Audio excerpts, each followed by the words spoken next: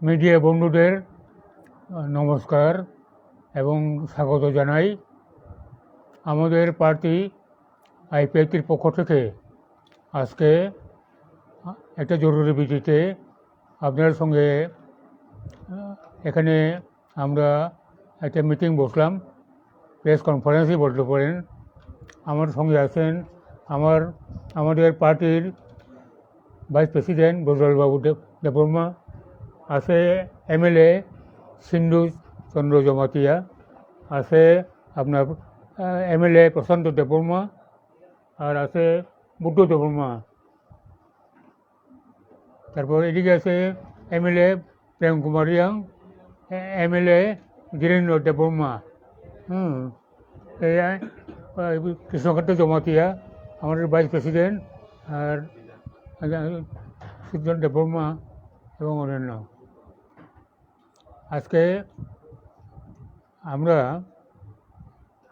কিছুক্ষণ আগে রাজ্যের নতুন মুখ্যমন্ত্রী শপথ গ্রহণ করেছেন, আমরাও উপস্থিত ছিলাম।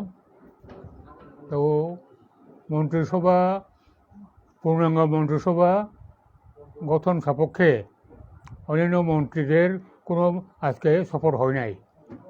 এটা পরবর্তী সময়ে তারিখ করিয়া এটা মন্ত্রী পরিষদের বাকি মন্ত্রীদের শপথ নেওয়া হইব। এটা একটা দিক, এটা হলো গিয়া মানে রাজ্য সরকারের দিক। আর আমাদের পার্টির ব্যাপার হলো, গত 12ই মে আমরা এই আগরতলাতেই নজরুল কলাক্ষেত্র অডিটোরিয়ামে আমরা অন্তর্বর্তীকালীন একদিনের রাজ্য সম্মেলন করছি। এই রাজ্য সম্মেলনে আমাদের পার্টি পূর্ণাঙ্গভাবে কেন্দ্রীয় কার্যকরী কমিটি, কেন্দ্রীয় কমিটিগুলো আমরা গঠন করছি।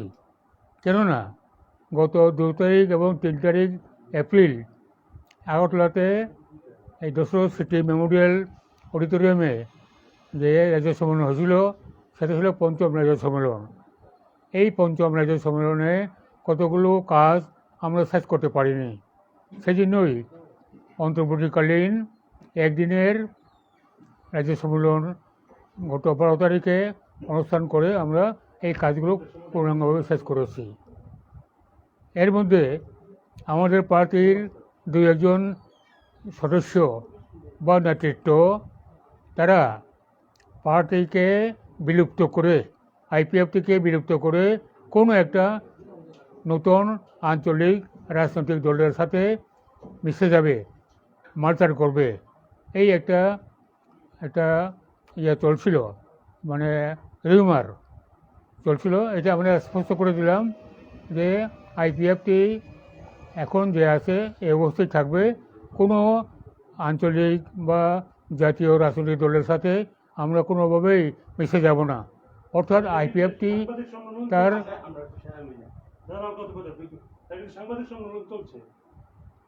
হ্যাঁ কবে 12 তারিখে যেটা করছি, হ্যাঁ। যাই হোক, এটা এখন এটাই যে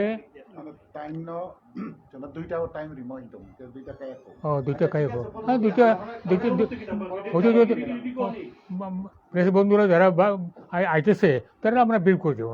আমরা আপনারা অনেকক্ষণ বয়ে আছেন, এই লেগে এইটা আমরা হ্যাঁ ঠিক আছে, এটা আমরা এখন শুরু করলাম, কিন্তু 2টা তো হইতেছে। তারা আইলে পরে তারা আমরা বিল করে দেবো।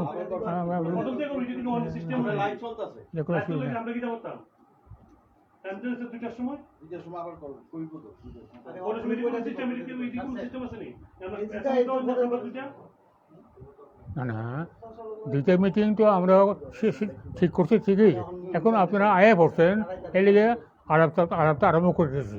2টা হ্যাঁ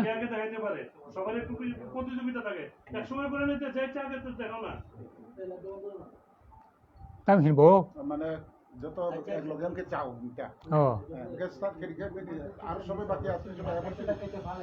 আর কত বাকি আছে 2টা? তাই 20 মিনিট বাকি তোমার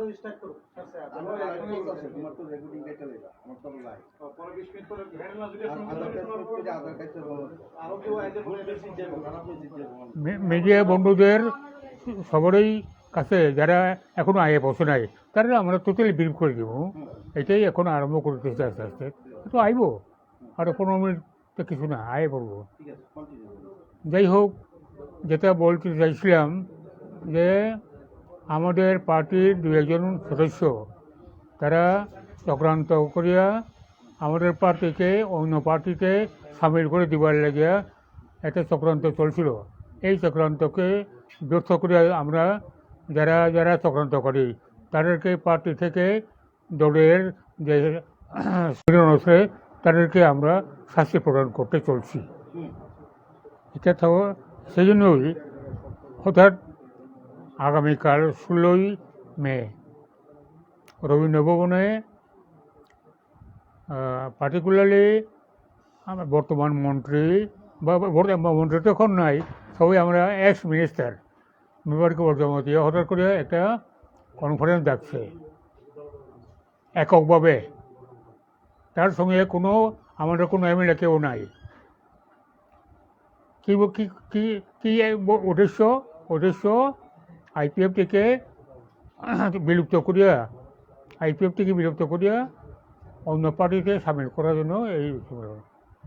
আমরা আইপিএফটির পক্ষ থেকে এই আগামীকাল যে অনুষ্ঠান করতে চলছে সম্মেলন, এটা টোটালি আমরা এটাকে বিরোধিতা করি এবং এটা হতেই পারে না। একজনের সিদ্ধান্ত নিয়ে সারা সমস্ত দলকে অন্য দলে মিশিয়ে দিব, একক তো কোনো সিদ্ধান্ত নিতে পারে না। সিদ্ধান্ত নিতে হইব পার্টি থেকে।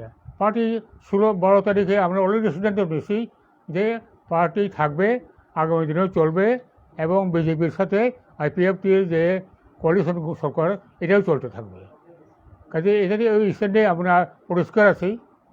আগামী দিনেও আমাদের এই পার্টি স্ট্যান্ড থাকবে, আইপিএফটি থাকবে, আইডেন্টিটি রক্ষা করেই থাকবে। এটা কোনো রকম কোনো দলের সঙ্গে মিশে যাওয়ার কোনো স্কোপ বা সম্ভাবনা একদম নাই।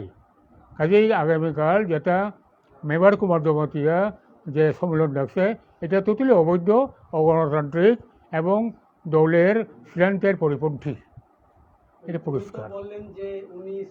এখন একটু বলবেন আমাদের ইয়ে উনি তো বললেন যে উনি সিলেক্টেড সভাপতি, তাহলে উনার এই এখন অবৈধ কিভাবে হয় এটাকে সংযোজন করবেন আমাদের প্রেম। নমস্কার মিডিয়া বন্ধুদেরকে।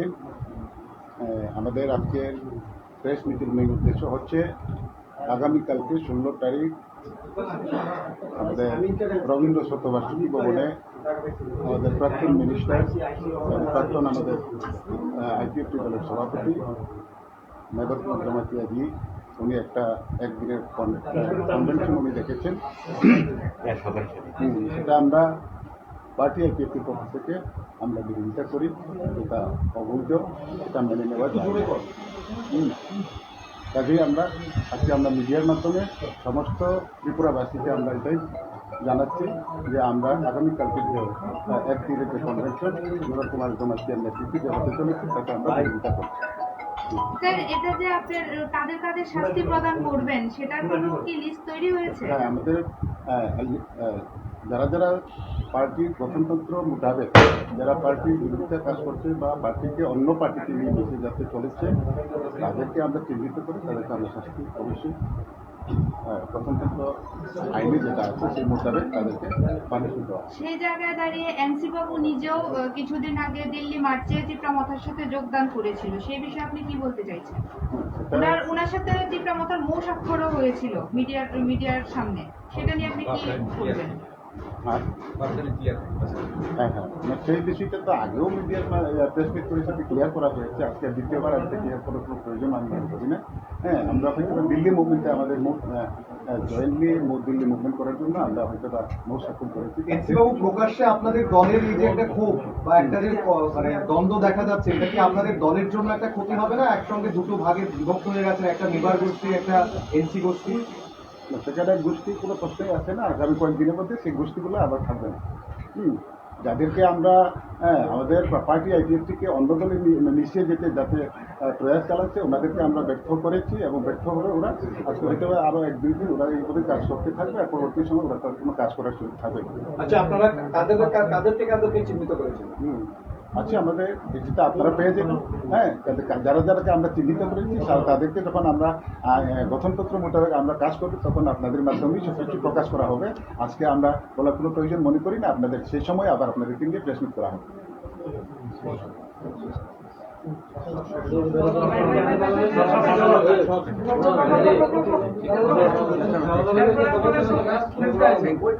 Thank you.